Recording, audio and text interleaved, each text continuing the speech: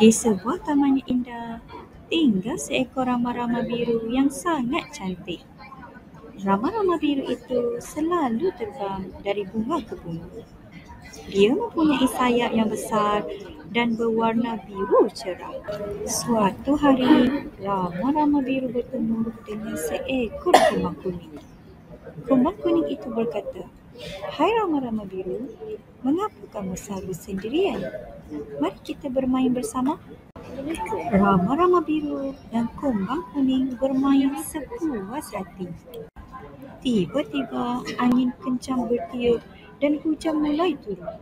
Rama-rama biru dan kumbang kuning pun segera mencari tempat berlindung. Mereka berlindung di sekuntum bunga besar untuk melindungi mereka dari hujan. Setelah hujan renyai, rama-rama biru dan kumbang kuning berjalan bersama-sama.